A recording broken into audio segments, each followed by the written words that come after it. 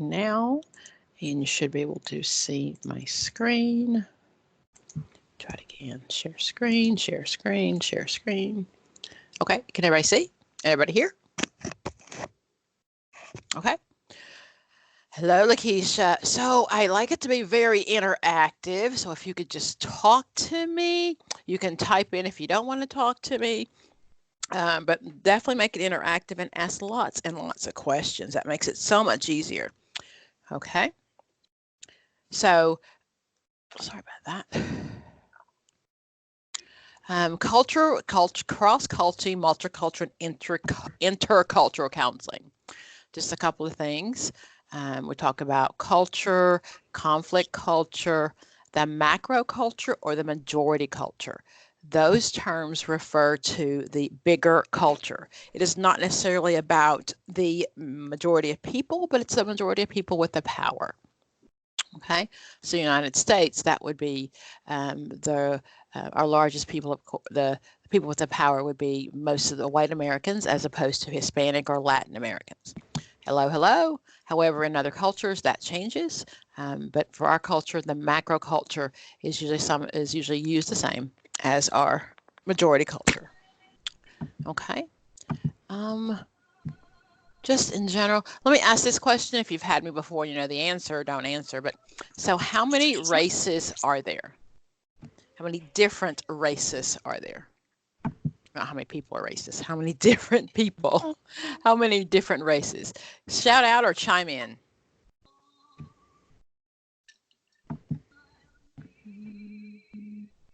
How many? I need some numbers in there. Give me an idea. Someone say something. The human race.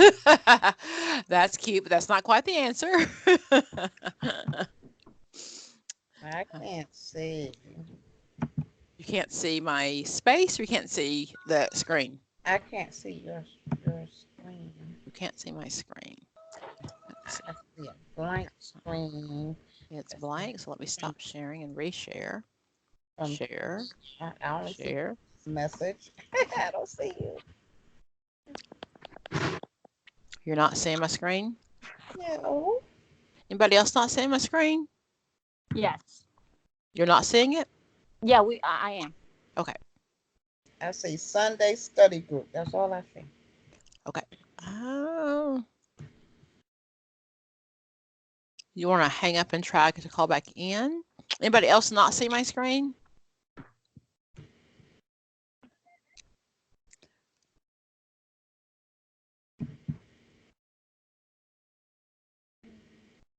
Okay, it's shared.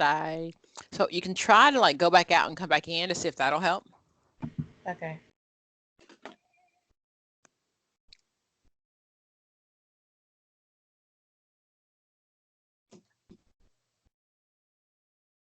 Anybody else not seeing it? Okay. So while she comes back in, we'll just again, the question is, and I think it's important to understand the difference between race and culture. So our culture, our ethnicity is pretty much determined by who we are and how we define ourselves. But I don't want to answer the question until she comes back in. I'm going to say with the race, we usually appear on those questionnaires, like, what kind of race you are, like Yes. Asian, Black, Yes. white, Yes. Hispanic, Latino. Nope. You were good. You were good until you had. There's only three. There's only three. There's only three. There's Black, white, and Asian. Everyone else fits into that. So that's how we decide the difference between race and culture. So when you look on CSI or NCIS or any of the shows, and they dig up a body or they find a body that has no skin, they'll say it's a petite Caucasian female. How do they know that? It really is about the bone structure, and that is what determines race. So yes, while there are Latinos and there are other populations, there really isn't, there's only three races. So when it comes to answering the questions, remember the difference between race and ethnicity. Most often, ethnicity and culture can be interchangeable, but not always. So there are things that are very your ethnicity to your group, but things that are also very culturally relevant to your group, but it's not the same as your race. So your culture, as you see, it's customs shared by a group who distinguish it from other groups, values shared by a group that are learned in other groups, attitudes, behaviors, etc. Okay? Can somebody tell me something that is definitely unique to your culture, whether it be black, white, southern, whatever, something that's just uniquely passed or uniquely in your culture? Any brave souls?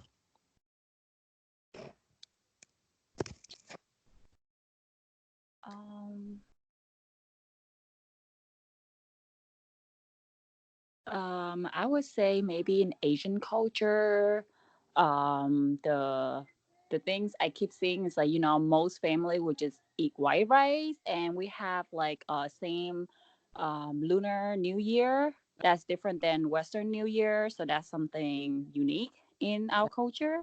Got it. You got it. Tina said soul food is unique to African American culture. So do you think there's a difference between food that's served in the northern part of the United States and food in the southern part of the United States? Yes, definitely. As you said about soul food, because even sometimes soul food is different in where you're from. So I'm in Tennessee. I live in Tennessee, and there's this stuff called like sweet tea that I'd never heard of. It's like sugar and brown. Like what the heck? That is definitely a southern thing. Sugar and brown. I have no idea what that means. Okay. Barbara, this is still the NCE group, and you're again more than welcome to stay. But the social work session starts today at 6. But you're still welcome to stay. Okay, yes, diabetes in a cup. That's exactly it. So there are things that are just very cultural. Even when it comes to ethics, a code of ethics. I went to school. I'm a social worker by trade, LCSW. I got it in 91, and it was drilled in my head. We don't touch our clients. We don't touch our clients. I moved to the South, and every social worker, every counselor, everybody I know hugs everybody. Cultural difference. It's a very cultural difference. So to understand this between culture and race, okay? I mean, just for the test, in life in general, but for the test, there's some very distinct differences for that, okay? There's a process, cultural relativism. That's kind of how we get to know who we are, and it's important for the counselor to understand the importance of the other's culture. But the question always talks about what's the most important thing, and the most important thing is what when it comes to learning culture? Be aware and sensitive about certain things. Of your own. Oh, of your own. Be Okay. aware and sensitive of your own, because sometimes we're then, if we're not aware of our own, and especially our own biases, then we sometimes tend to think universality, that everybody does the same, and that's not okay when it comes to working with our clients and for the test. Okay, I'll send you this. There's just some stuff on here, proximity and propinquity, equity. It talks about space, and as you know, that different cultures have different issues with space. Mm-hmm. Okay, some people, their spatial is very small. Their proximity, they're really close to being close to you. Some people don't get close to me. That's something that you need to know, and it's important when working with our clients. Cultural norms describe how people are supposed to act. They are not laws. They're just norms. So can someone give me some example of cultural norms in the United States? Not laws, just things we do because that's what everybody says we should do.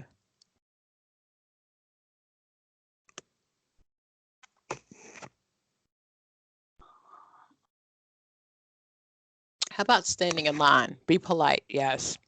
Yes. But standing in line, is that a rule somewhere? If you break line, will I go to jail? I might get beat up, but I won't go to jail. That's not a law. That's just a cultural norm. That's what we do in society. We're polite. So that's what we do. How about the elevator? Get in the elevator, you face the door. Again, just a norm, not anything that has written. So it's important to understand then what are cultural norms for people who are a different race or different ethnic background than you come from. So what are saluting the flag, definitely. Even displaying the flag. Do you know that's very ethnocentric? That's something that only Americans do. So when you visit other countries, other areas, people are just as proud, but you don't see like flags hanging out in front of their place. That's very much ethnocentric, and that means about, ethno, we think Americans are the best, centrism, but that really is something that only happens here. One of the things that also is common in some other countries is the whether you run or walk through like an airport. Like in the US, like everybody's running because we're always late. In other cultures, that would not be acceptable. They think like, where's the fire? What's going on? So be just very aware of those. Ethnicity, that pertains to a large group of individuals. So our ethnicity can be African American, it can be a religious, it can be a language we speak. All of those things are our ethnicity. The term that I used was ethnocentrism, and that really is just about making sure that we are, ethno is our ethnicity, centrism is circle. So like centrism when it comes to Piaget, any of those things, that terms means about us, totally about us. There are two terms we use a lot, acculturation and assimilation. Can someone tell me what the difference is?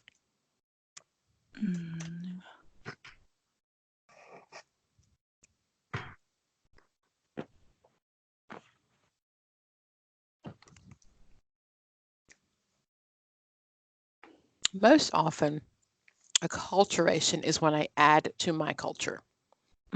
So whatever my culture is, I add to it, acculturation. So I've taken the dominant culture. If I move to, my son lives in Switzerland. So if I move to Switzerland and I add their culture to mine, I keep some of my stuff. However, I don't totally. One second. If I totally don't lose me, I'm just texting someone who wants to join the group.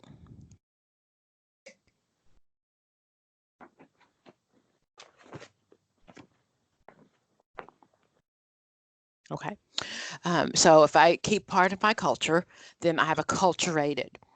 When I've assimilated, I have totally lost my culture. I was as similar as everybody else. Okay, so yes, adopting is acculturation. Assimilating is I'm looking very similar, and many times then I'm losing my culture. So acculturation may happen with a family who tends to eat indigenous food when they're at home, but eat McDonald's when they're out. So they're still keeping part of the culture. However, they have mainstreamed enough to be acculturated. Okay. Let's see here, it's just more cards. And I'll send you this. White privilege is a concept.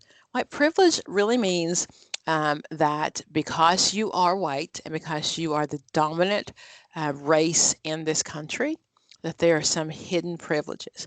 You didn't have to do anything. You didn't have to go anywhere. The concept is difficult for some people to understand because I think it's some sort of privilege that they've earned. It really is just because you're the dominant culture.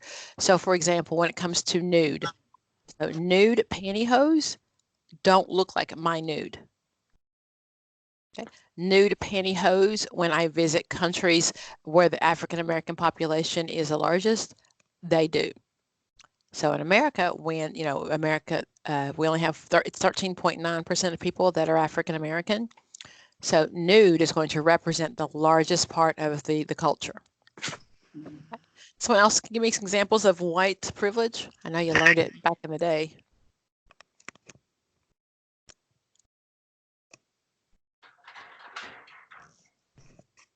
Usually hair care products, things like that. Like if I'm traveling and I go to find things and I can't find a hair care product that maybe that I would use, That's something that most people who are of the dominant culture, if they're white, don't have an issue with that.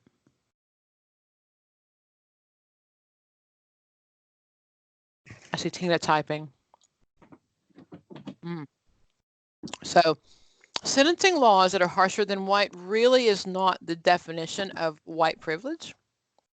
The definition of white privilege is special advantages, privileges, or opportunities, which wouldn't necessarily be a law.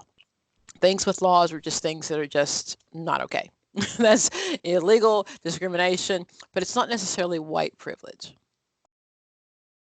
Okay. White privilege is more just the inherent things because you're the dominant culture. An example, so many times if you're the minority, whether you're Black, Hispanic, or whatever, someone will ask you a question and you're actually supposed to, when you answer, you feel like you're speaking for that entire culture. That doesn't happen when you're the majority culture. The majority culture, everyone pretty much understands. So no one's going to ask you, like, how did your hair get that way? Or why do you speak that language? When you're the minority, then you are the smaller group. So therefore, the large group doesn't understand. And that's part of white privilege, is if everyone around has accepted this cultural norm, that's what white privilege looks like. Okay. Emic and etic, they're two viewpoints. Does anybody know what those mean? Are willing to share?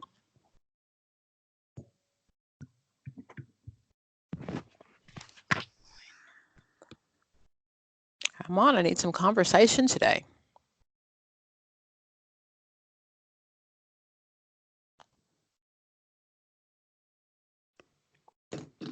Individual view and individual. So my etic viewpoint, my emic is what I'd like to be. So I'm looking at my cultural perspective as the insider's perspective. I am not thinking mine is the only one. I'm looking at other viewpoints. So etic, E-T-I-C, the emic viewpoint emphasizes that each client is individual with individualized differences. The etic viewpoint says that we're all humans. And while that's great and all, that really doesn't work well when it comes to counseling. And it comes to the tests also. We used to use the term that the United States is a melting pot. So now we prefer to use the term a salad bowl. A salad bowl implies that everybody is different and it's okay that everybody's different. Down there somewhere. Yeah. A salad bowl implies that everybody's different. So I don't want to take my salad and mix it up and put it in the blender because it's gross. And I also don't want my tomatoes to be crunchy. I don't want my onions to be, purple. Well, maybe purple. But I like it the way it is. I want my lettuce to be green. I want my tomatoes to be red. I want if I choose egg, I want my egg to be amazingly soft and good. I just want it all to taste like it's supposed to taste. And that's the goal, is when we use a salad bowl, that we're really kind of looking at, oh my gosh, this is what it's supposed to be, a whole salad. Okay. That's that term, salad bowl. People are mixed together like lettuce and tomato in a salad, but yet they retain their own unique culture. Don't blend your salad. That's gross. Ugh. Prejudices are my feelings. Of course, discrimination is illegal. That's the difference between discrimination and prejudice. Okay. We all have biases. We have to be aware of them. There's some things that we just like better than others. There's nothing wrong with having biases, just being aware that we have those biases. When we go to a restaurant, there's some restaurants I like more than others. When it comes to buying shoes, there are things I like more than others. When it comes to people, there's some people I like more than others.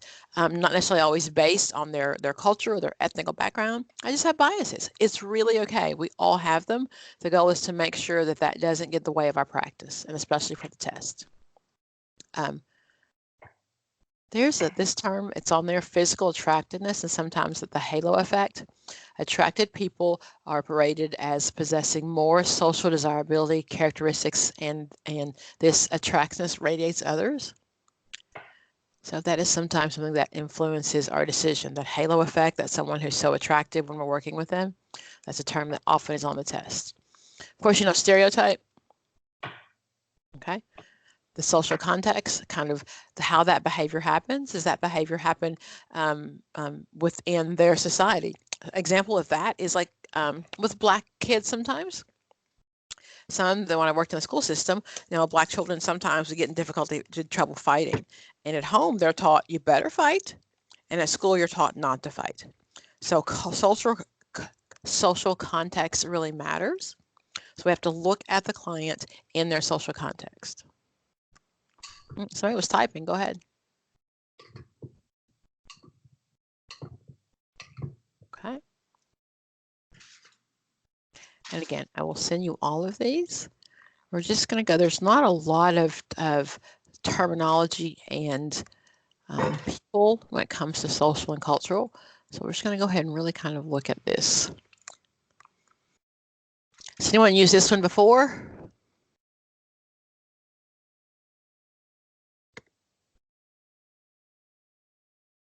Okay. So we're going to use this one. I have lots of different ones, and if you've used this one before, we can pick up a different one.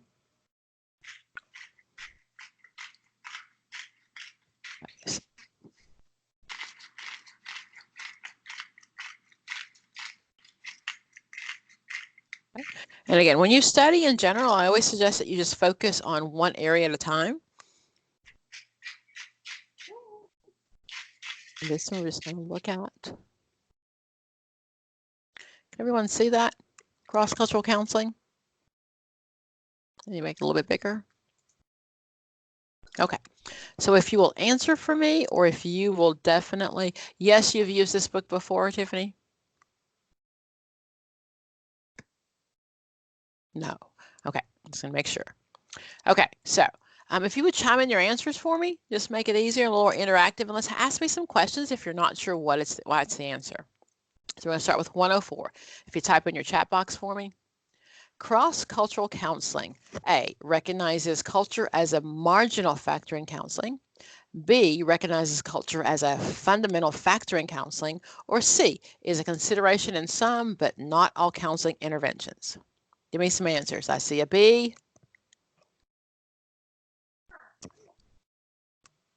I see a D.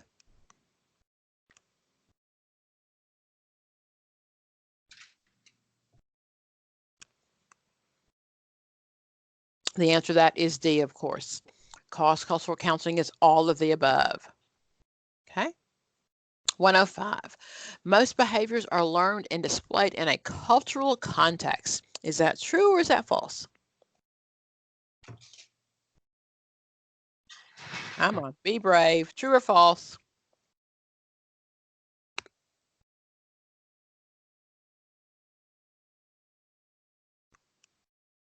Anybody else? Come on, chime in.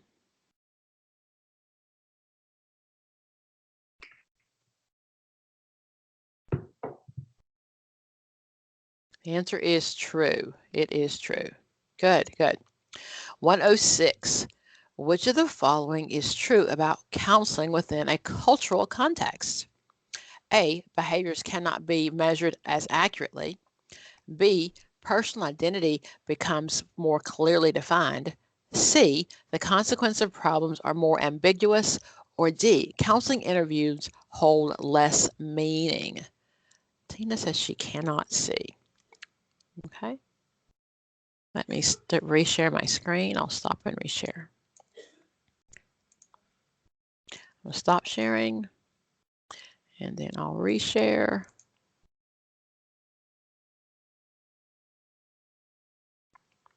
Okay. Do we see it now?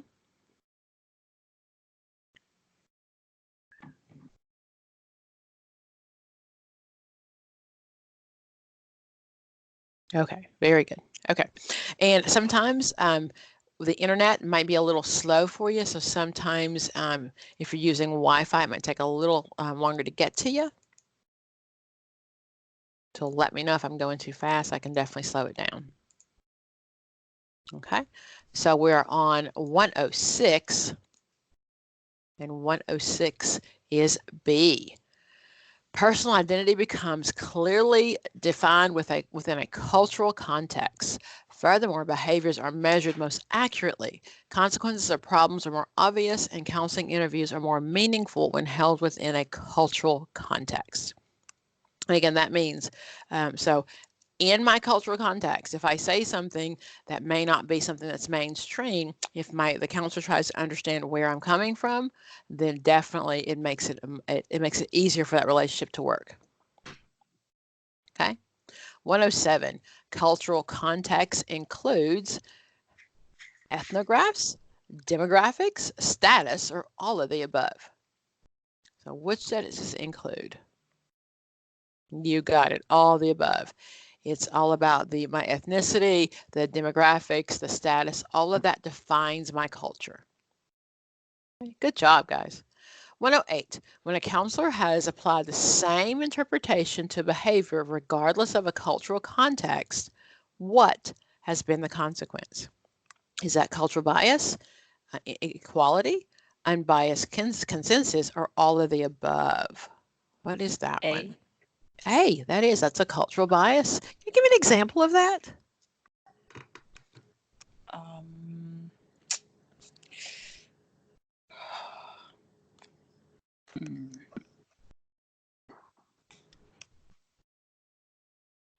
I know I put you on the spot right there. Anybody though. So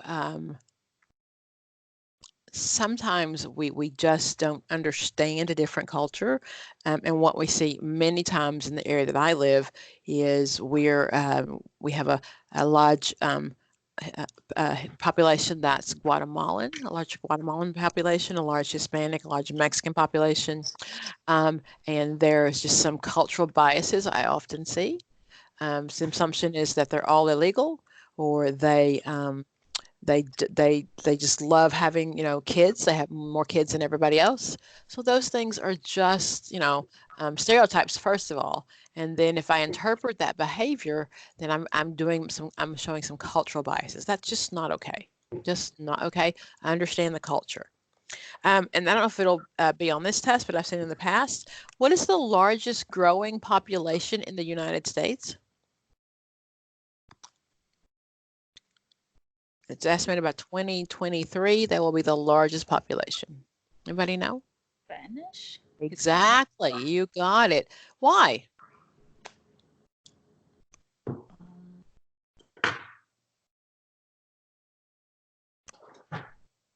There are a couple of reasons, but why?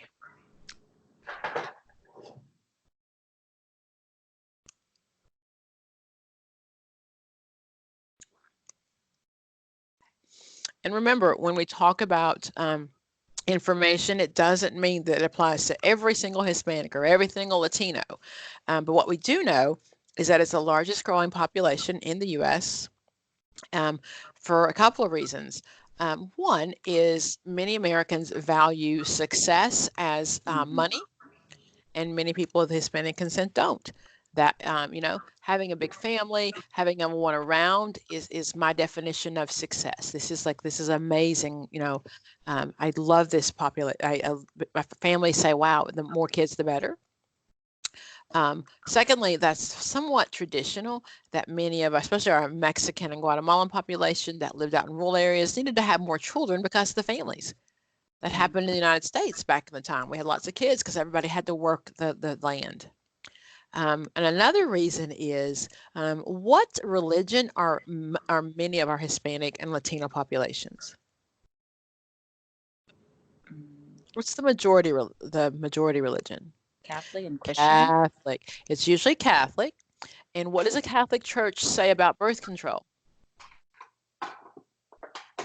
No abortion. No abortion and no barrier methods. So many devout Catholics, and if you're a Catholic, please feel free to correct me. Many devout Catholics really believe in the rhythm method. And if that were me, I'd have like 17 kids because I can't count. So the rhythm method looks at when you're ovulating and when you're not ovulating. I would have 37 kids because it'd be like the guess method for me. So. Comments?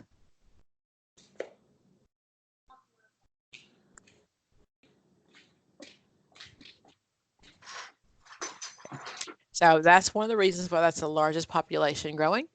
Okay. And again, rhythm method would not work for me. Just, gosh, I forget.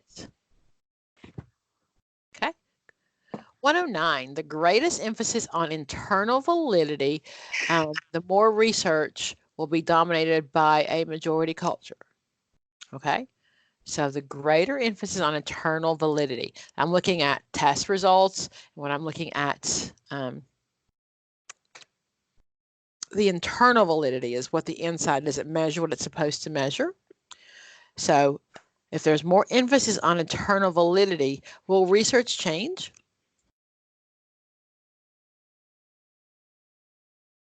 Yes or no, true or false? It really will. What will happen is most of our past studies have been done on, first of all, in the past, they're like, white American men. And then as we grow in general, then we've included some of the other cultures, including women. However, as we really look at making our studies, our research more culturally diverse, then definitely it'll change. It'll change. So especially when it comes to, like even Tylenol. So most of our research is done on upper middle class white Americans. Do we know if that Tylenol works well the same as for everybody else? We really just don't. An example is I have a client who's on Zoloft. And if you read kind of the back of the list of the side effects for Zoloft, it really talks about one of them is hair loss. However, a psychiatrist friend of mine says that is much more common in Black and brown women. And that's not something that we've done a lot of research on because that is not something that it's not who the majority is marketed to. So definitely when it comes to research, if we take a more culturally inclusive approach, it'll definitely change. And internal validity, again, does the test measure what it measures, was supposed to measure. So when I say that the side effects are this and this and this, should be tested on across the culture, not just one or two. Okay, good. Number 110, in the terms of cultural biases in American psychology, A, much of it's intentional. B, much of it is done by people who see themselves as moral, just, and fair-minded. C, they have malicious intentions. Or D, they know they are racist. In terms of cultural biases, what's that correct answer?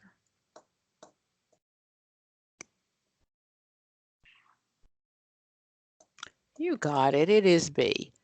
It really is done by people who see themselves as moral, just, and fair-minded professionals. The term is universality. So the test will talk about applying universality to your practice. Not a good idea. What I hear a lot of times is, I don't see color. That's not appropriate, because what that is implying is that you're no different than I am, and our clients are. Culturally, people are different, and we need to embrace that diversity, not just tolerate it. So to say, I use the same approach with everybody, it's fine. I've seen a question on the test. The client is a African-American client. He asked his wife's therapist, if you will, he says, I'm concerned that you'll treat me differently because I am African-American. And the counselor's response is, no, I treat everyone the same. And that is not a good answer. That yes, we want to practice those very much same cultural aspects we're supposed to, the same ethic approach we should believe, but we've got to treat cultures different. One of the things that comes up in context is time. So anybody familiar with CP time?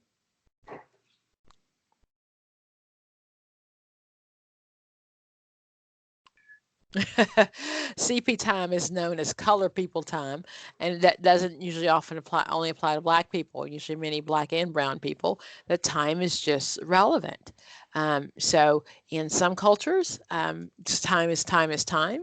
However, if you've been any place past Key West on the way down, don't order that food and expect it to get there on time. It's just really a matter of culture, that time is time, and I'll get there when I get there. that will always be late. It means we run on our own time. That's what it means. Not we're late. It means we run on our own time. It means that time doesn't hold the same value. So one of the things that I've done before is really kind of doing some. I travel a lot. I do some seminars across the world. And one of the things that one of the major companies, as we become more and more centered and more and more involved with other countries, the internet, we can be any place, anywhere, anytime. We then have a lot of cultural issues. So if a company opens a plant, many times an American company, Hispanic company, opens a plant in Asia, one of the Asian countries, time is a really big deal. So imagine someone who's from Colombia, who time is not, it's not they don't value their time, that they're wasting your time. Many people in the southern parts feel like if I get my job done, that time is not that important. And many people in the Asian culture really believe that you need to be there. If it says 7, you better be there at 6:45. So they're not different. They're not, neither is wrong or right. They're just different.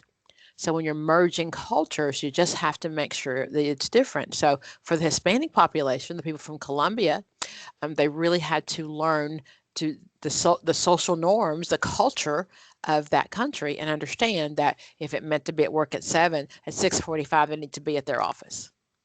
So that caused a lot of underlying tension, and that can happen. You can imagine your clients, most of you, if you're in practice, you run an hour clock. I got 45 minutes, the next person comes in. So when my Hispanic families show up late, the assumption many times is they don't care, they wasted my time, it's resistance. That's not true. That is just a cultural difference. Okay? Well, let's see here. 111. Luis Fernandez and Kleiman outlined 3 culture-bound assumptions about mental health and illness based on North American values. Which of the following is not true? A, egocentricity of the self. B, mind-body dualism. C, the view that culturism is central rather than superimposed on a biological reality, or none of the above. And if you're not sure who they are, you could probably guess what the answer just based on what the question is asking me.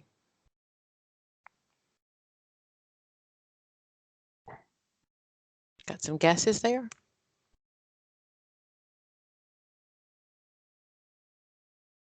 You got it. That answer to that one is B. 110 is B, mind-body dualism. Okay. 112, you're treating an Asian client. He often looks down or out the window when he speaks. The most likely explanation is what? A, he has poor self-esteem. B, he must be anxious. C, his behavior is normal and expected. And D, he is disrespectful. That is correct. It's normal and expected. Absolutely. Good job, guys. Thanks. 113, you're supervising a counseling student, and she asks about the most effective and current theory on cross-cultural counseling. The proper response is based on what? A, the melting pot theory. B, the egocentric, yep. C, the pyramid. D, the salad bowl. You got it. That's my salad bowl. Good, good. 114, you walk into your first group session. Who would you expect to divulge the least to you? You're a Caucasian counselor. So who would share the least? A, 52-year-old Caucasian female. B, a 36-year-old Caucasian male. C, an African-American male, or a Hispanic female. And let's see here. The question to that one is, it is C, a 24-year-old African male. Anybody care to venture why?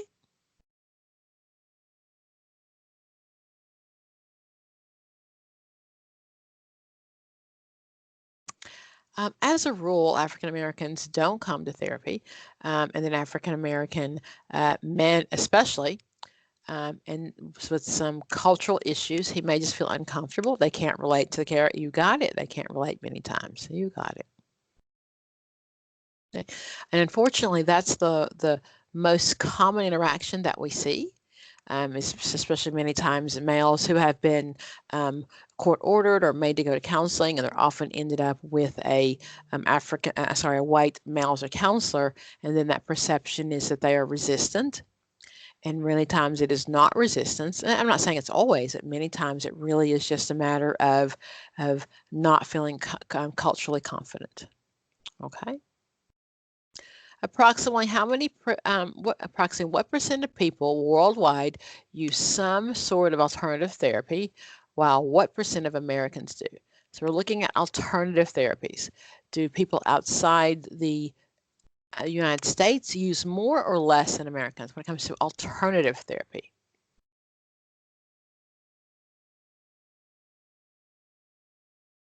The answer to that one is C. Approximately 80% of people worldwide use some form of alternative therapy, while only 30% of Americans do. Alternative therapy can be some acupuncture, some homeopathic,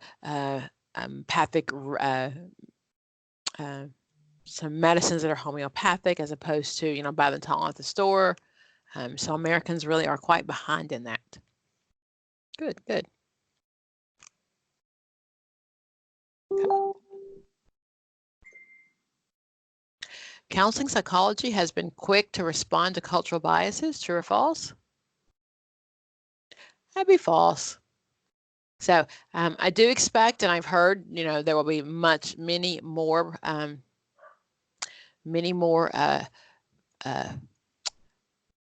questions on the test, and a real push toward cultural inclusion, because that's definitely where the society's going. But for now, we really have been kind of late to catch on to the importance of cultural biases. Okay. 117 is cultural encapsulation. Does anybody know what that means?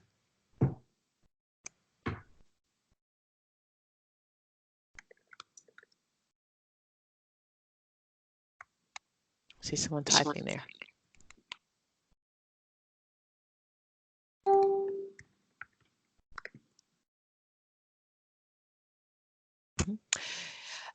Actually, it's not. It is like that Tylenol capsule when it's all in one capsule. So cultural encapsulation means I only care about what's in my little capsule. I'm so encapsulated. I'm all in my little bitty capsule there. Okay. So cultural encapsulation assumes that reality is defined by one set of cultural assumptions that are insensitive to cultural variations among individuals. One of the areas in need of this area is, and the answer to that one is E, both C and D. Okay, so we need tests and measures used by counselors as well as use of the DSM. That is one way that we kind of get rid of that culture encapsulation. And many times it's not intentional. It really isn't. It just is about kind of making sure that you are in that you're able to let that capsule dissolve and let somebody else in. That's a pretty new term. So culture encapsulation. Which of the following is the most crucial element of developing cultural competency? That would be A, awareness, B, knowledge, C, skill, D, all are equally important. You got it. All are equally important. You got it. Good, good. Okay.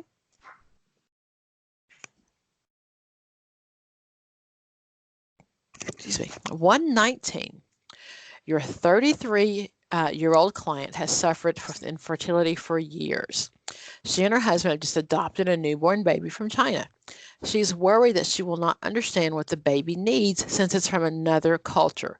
The proper response would be A, she needn't worry. All babies, regardless of culture, make similar vocalizations. B, she should consult with a professional to learn how to best communicate with her Asian newborn. C, the newborns from another culture do have inherently different vocalizations. Or D, that she should take a parenting class about how to communicate with the baby from another culture. What do you think?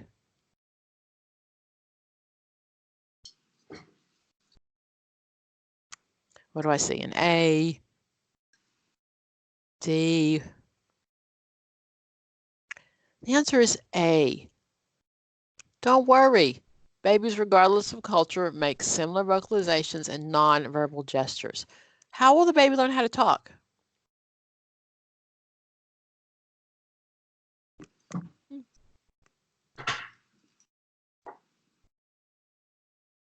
Environment, exactly. Listening to mom and dad talk. Okay? Babies are babies. They're not born with the language. Now, when it comes to culture, definitely having adopted a newborn from China, it's very important, I think at least, not a test, but very important to make sure that the child is exposed to the culture. However, you know, a newborn, he's gonna just learn what he learns. Good job, good job. 120, which of the following are the proper steps for developing cultural competency? Okay, which are the proper steps? A, do an assessment of awareness and knowledge only. B, identify specific objectives at the skill level only. C, learn and practice new behaviors. D, automatically repeat steps B and C. Is the best way.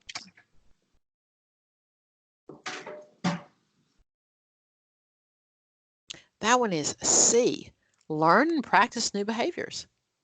So really about developing cultural competency is we have to really go out of our way to just learn and practice again. And whether it be something as simple as trying a restaurant in your area that is out of your normal ethnic zone, or making sure that when your clients come in that you really kind of just even ask them questions to help educate yourself on the importance of a culture that's different than yours. Okay, and it really is okay to ask. Of course, it matters how you ask, but it's really okay just to say, hey, you know, these are things I don't understand. When I had an intern once who was, she was from she's from Thailand, no, she's from Vietnam. She was from Vietnam, and she also was Seventh-day Adventist. I had known nothing about either cultures. So really, she was my intern, but I learned much more from her. She brought me reading material. She really helped me understand. One of the things that she really helped me understand was the importance of how the whole family, the collectivism plays a role, that really she was representing her entire family. And that's something that many Americans don't understand. Her parents expected her to be a doctor, and that was just a given. She was going to be a doctor, and she really didn't have the IQ points to be a doctor. She'd already filled out of medical school before she became into my program, but she really, really, really just didn't have it. So we've got to learn the importance of that. In general, we've had exchange students at my house. We travel a lot. My son lives in Europe. My 22-year-old will probably live, she's been in Peru for a couple of semesters. So we really, as our goal, we have to just learn that it's not all about being very self-centered, as most Americans are. It really is learning to be a citizen of the world and understanding other cultures, and that's our job as counselors. Okay, good. 121, Rashad, a 28 Indian male client of yours, has not married, so lives with his parents. You have been working to help him cut the apron string so he can move out on his own. Move on his own, independent of his family. This is an example of what? So is it ethnocentrism, effective counseling, therapeutic surrender, or none of the above?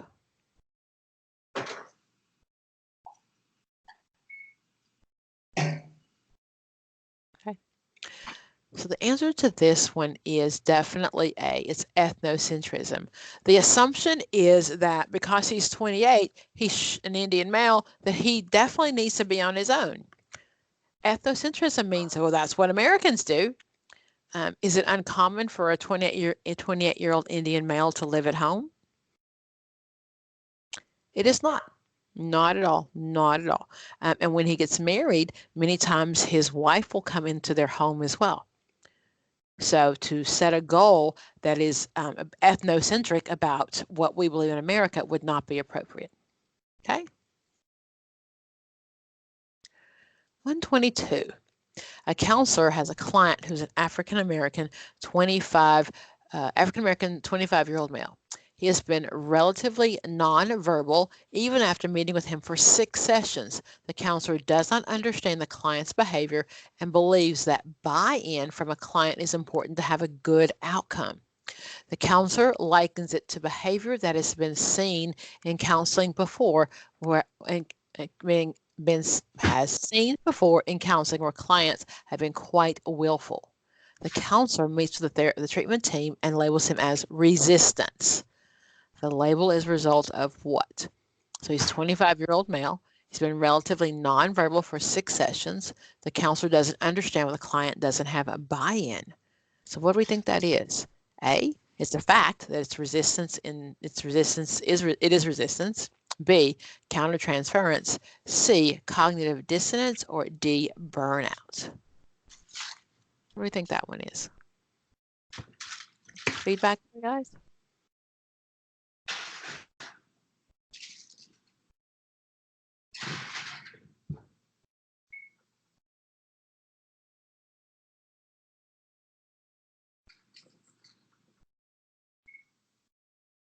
I saw you typing and changed your mind. Okay, that is C, that's cognitive dissonance. And that term really means that I have some thoughts, feelings that are uncomfortable. I'm maybe trying to change my thought process, but it's really just not working for me. So many times what I'll show for cognitive dissonance is the man who says he doesn't smoke, yet he does.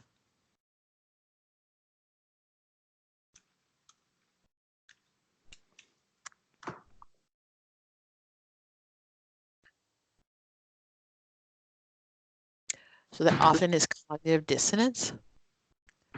So yes, the conflict when you have 2 kind of thoughts in your head. So he thinks he shouldn't smoke. He's probably told his wife and his kids that he doesn't smoke, and the conflict is that he is still trying to smoke. So that behavior doesn't fit with how he sees himself to be. And many times when we're as counselors, what we're trying to do is resolve some of that cognitive dissonance. That's just what that term means, cognitive dissonance. Okay.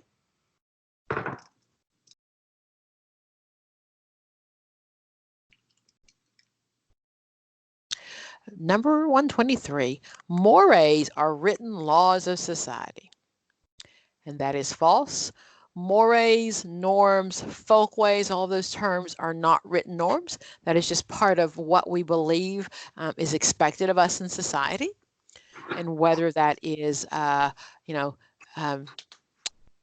making sure that we stand the right way in the elevator, or we wait our turn buying coffee, or even how we go into a Starbucks and we take a chair. So depending on those are just some givens that we've learned, social learning theory. However, those are not our laws. Okay. 124. You've been meeting with Johan for 4 months now, and by large, he has been reserved. However, for the past few weeks, he's warmed up and he's more open. It's likely he's experienced what? Good mores, ethnocentrism, C, therapeutic surrender, or D, an ethic viewpoint. You've been meeting with him 4 months by now, and before he's been reserved. In the past few weeks, he's really beginning to kind of share with you. What is that? A, B, C, or D? I see a D. It is C. It's therapeutic surrender. It occurs when the client from a different culture begins to trust and open up to the therapist. Therapeutic surrender, and I've seen that test on the test. I've seen that term on past tests. So, therapeutic surrender. Good. Okay. 126. Jerome, an African male client of yours, tells you his best friend is sick. You take that to mean she's ill. This is an example of what?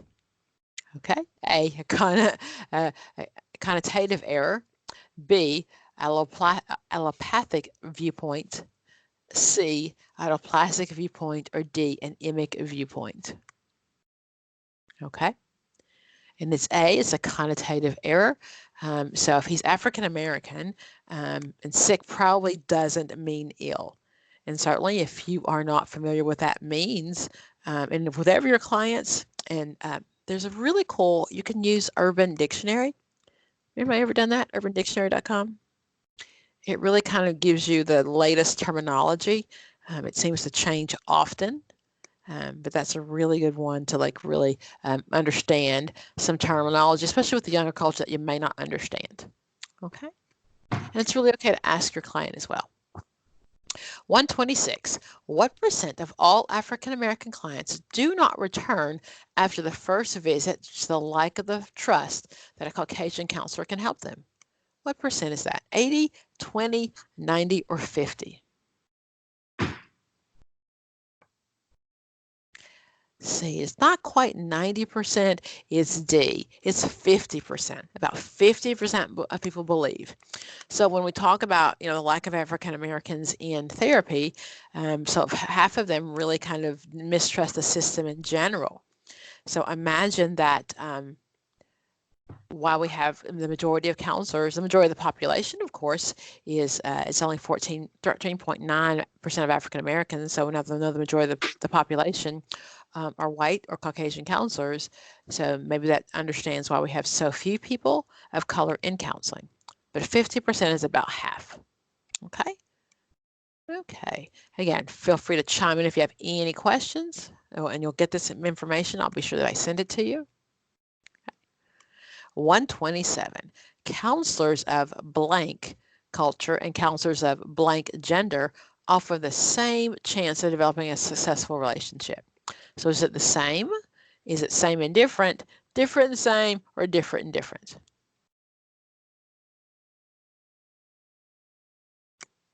So which do you prefer? Counselors who are like you or counselors who are different than you?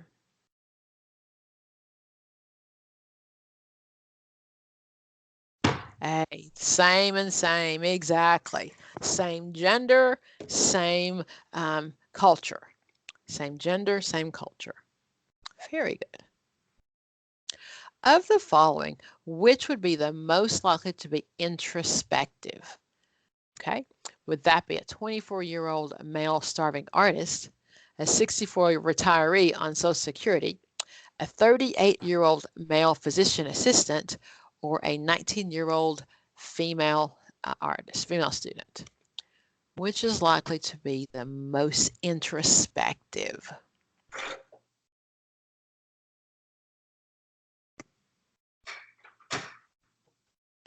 The answer to that one is C. Socioeconomic status is the strongest predictor of the ability to be introspective. So C is the answer, no matter regardless the age or the gender. It has to do with the job. So what we know is because he has more income, higher socioeconomic class, he is more likely to be introspective. Okay. That only kind of matches with Maslow's hierarchy of needs. We look at the top of the chart, and we see that people who are not worrying about where they're going to live or their social and their safety issues, all of those things, that once we get to the top of the chart, we are more likely to be able to process things differently. Okay. 129. Which of the following has led the way for the need for a multicultural approach? A, Tarasoff ruling. B, Brown versus the Board of Education, C, FERPA, or D, the Mental Health Planning of 1986. And the question is, which of the following led the way for the need for multicultural approach?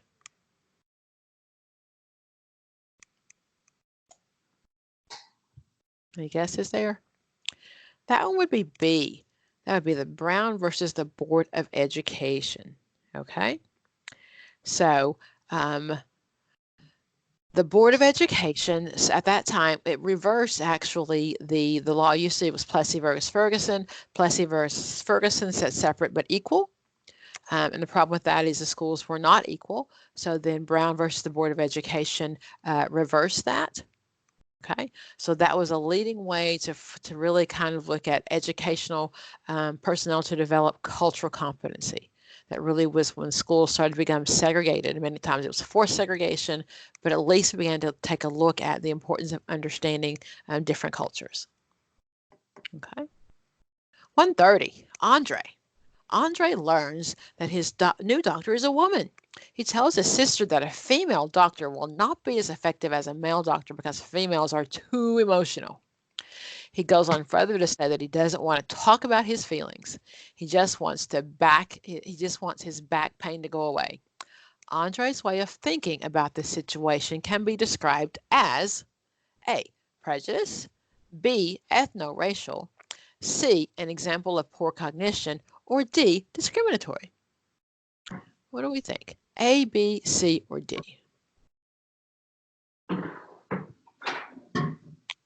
A is correct. You got it. That is A. It is prejudiced. He's demonstrating prejudice. Okay? Doesn't even know the woman, and somehow he just knows that women are all more emotional. Good job, guys. A few more here. 131. Which of the following situations is the person most likely to be helpful? A woman who cane trips and falls while crossing a street. A woman with a cane trips and falls while crossing the street with a couple of people nearby. B, a large group of angry neighbors watches while an elderly woman is attacked by the dog. C, a young woman is robbed of her purse while people watching across from their apartment windows. Or D, a woman collapses on the sidewalk over on a crowded street corner. Which of those? Okay. So the answer, I don't know if you've had this one before, this is A. When there are fewer people around, people are more likely to help. You got it. Exactly. Fewer people around, more likely to help. You got it. Good, good, good. Okay.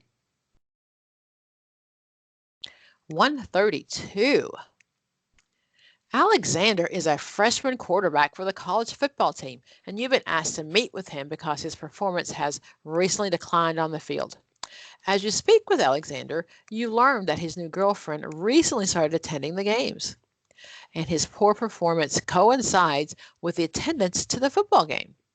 The next football game is an away game, and Alexander's girlfriend cannot go. His performance improves. You explain the concept of blank to Alexander as a likely reason why his game suffers when his girlfriend's in presence. Is it A, social influence, B, social facilitation, D, social conformity, or C, social conformity, or D, social disruption?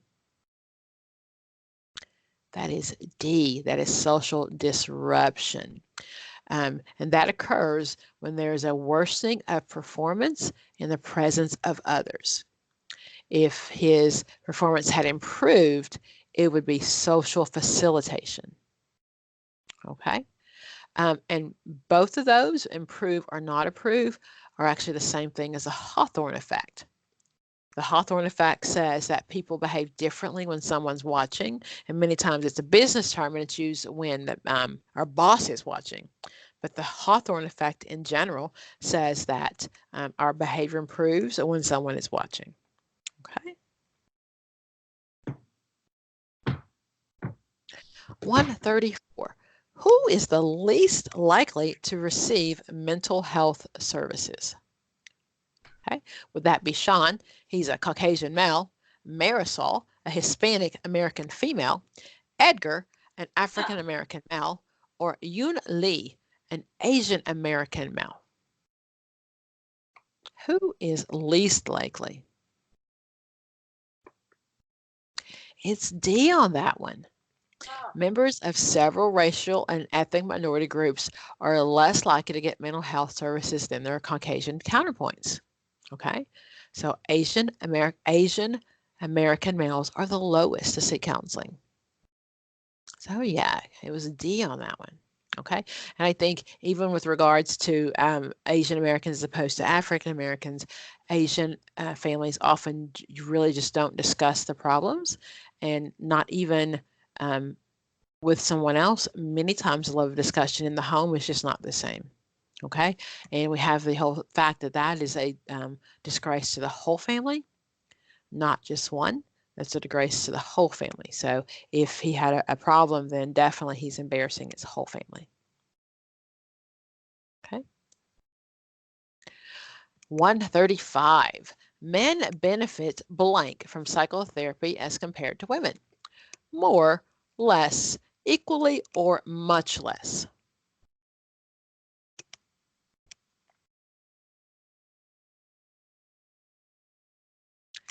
The answer is C. Yeah. Men, while women seek counseling more frequently, research supports that both men and women equally enjoy and learn from counseling services. So it's equal. Okay. They don't get less likely to come, less likely to admit they have a problem they're going to talk about, but it actually is the same, which I think is pretty cool. Okay. 136. Which of the following personal characteristics is highly prized in collective cultures? Collective cultures are cultures that many times work together. Many times our Hispanic cultures are collective.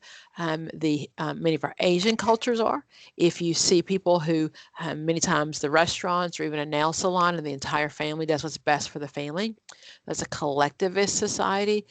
Most American societies, most American families are very individualistic. We are not doing anything except for what's best for our family. Okay. So then, which of the following personal characteristics? A, interdependence, B, independence, C, self-promotion, or D, assertiveness? That is correct, Natalia. It is A. You got it. Good, good. Okay. 137.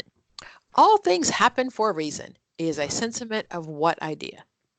A, the just world hypothesis, B, the blind justice hypothesis, C, the scapegoat hypothesis, or D, the Hawthorne effect. All things happen for a reason. I know that one. That is the just world hypothesis. That really kind of, for many people, it just says it is what it is. There's tendency to just kind of accept or the consequences, that somehow there's a universal force that helps restore mortality. It's a just world. Almost kind of what comes around goes around, but that's the belief. It's a just world. Okay. 138. Jack is a major supporter of the local blood bank. He organizes the blood drive at work, encourages his coworkers to sign up, and tells everyone about the importance of donating blood. On the day of the blood drive, Jack is nowhere to be found, and he's never given blood himself. What is that? A, anemia, B, a fear of giving blood, C, cognitive dissonance, or D, social facilitation. What is that? Perfect, that is C, that's cognitive dissonance. You got it. His behavior doesn't line up with what he's expected. Good job, guys. So 139. One of the key themes in Milgram's research is that obedience blank when the distance between the teacher and the learner. Does anyone remember Milgram? He is the one that he encouraged the people to shock each other. And sometimes the teacher was in the room, some teacher was not in the room. And he talked about the importance of obedience. So the key themes in Milgram's research is that obedience, A, decreases and decreases, C, decreases and increases, C, increases, decreases, or D, increases, increases. Which is that? The obedience what?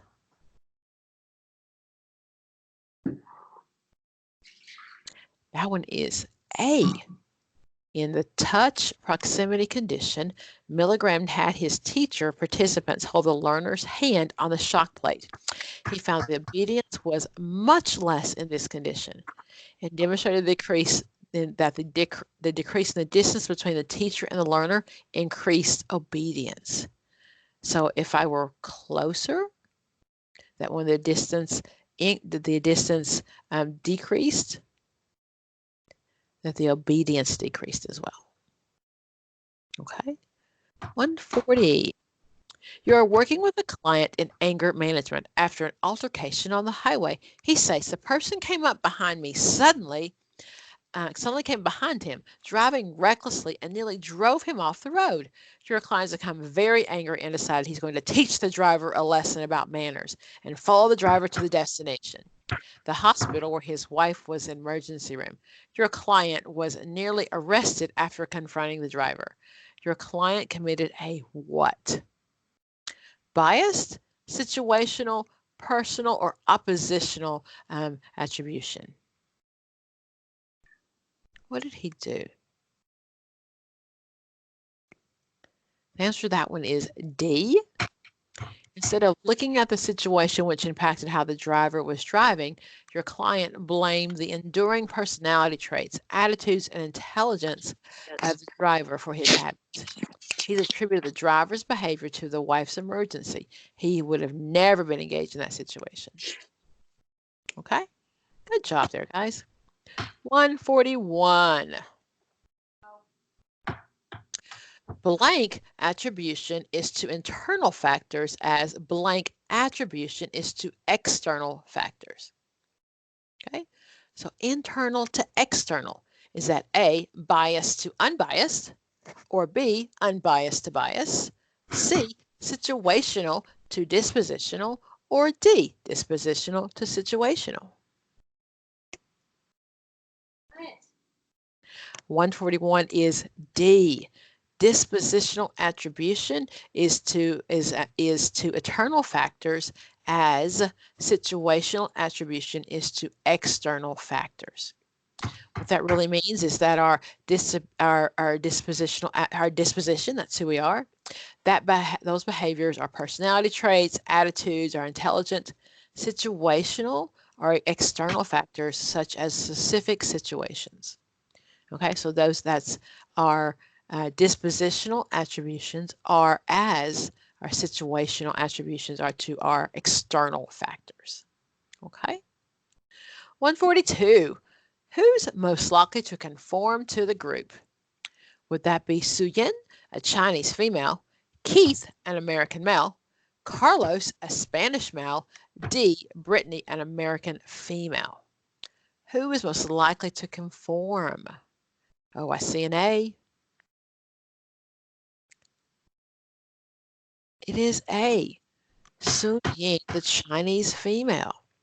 Research shows that Asians are more likely to conform to groups, largely due to their focus on collectivist behavior. They believe you do what's best for the group. Americans tend to be the least likely to conform, largely to our individualistic behavior. We believe we have to get our own. It's all about us. Okay. 143. You're watching your college football team win a game they were not expected to win. The crowd goes wild and the students storm the field from the stands. Suddenly you see students climbing the goalposts and attempting to take them down. This is an example of what? The inoculation effect, de-individualization, mass hysteria, or group polarization. What is that?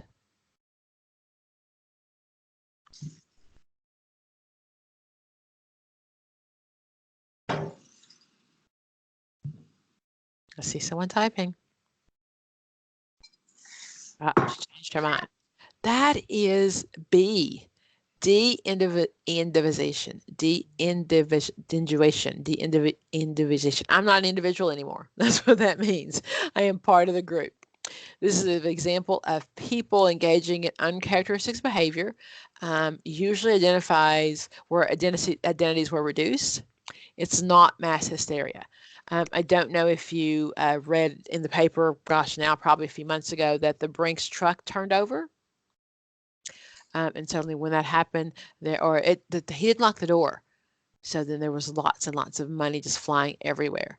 So people from everywhere across the highway just stopped and picked up money. So that's kind of what that looks like, is it's just like everyone else is doing it, so somehow it makes it okay. Okay. 144. The researchers work on the Stanford prison experiment. Ash, Milligram, Zimbardo, or D, Zhejiang? And the answer to that one is C, That was Philip. He did that famous Stanford prison experiment, and that really was where half the students were prisoners and the other half were guards. And the experiment was actually supposed to last for quite a while. It didn't even make it a week because they had become so ingrained whether they were a guard or a prisoner. It really was a very scary experience when it came to that. Okay. 15. John is a CEO of a major corporation and studied psychology in college. In order to avoid blank when making decisions at the boardroom, he asked his chief of operations to be the devil's advocate on any point that he presents. Okay. He wants to avoid A, group polarization, B, groupthink, C, fundamental attribution error, or D, the inoculation effect. That's groupthink. If you've ever seen the groupthink, that is kind of really where everybody comes up with that can be the most ridiculous ideal ever, and they still go for it. So in order to avoid that in your corporation, in your group, in your agency, really is kind of having someone who will play the devil's advocate, like what if? So what it really looks like is like, groupthink. So we all agree?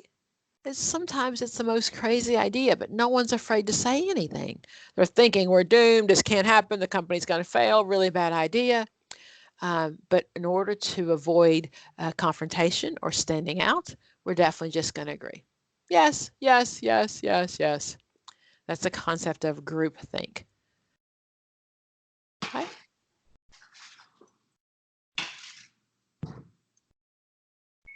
(146) Conformity reflects influence from what?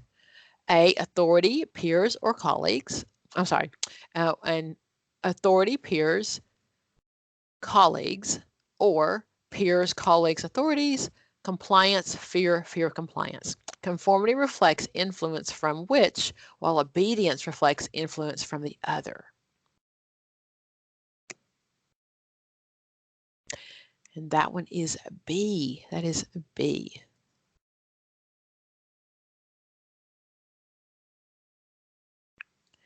That one is B. So 146 is B. I'm sorry, 147. I apologize. 147 is D. You haven't gotten that one yet.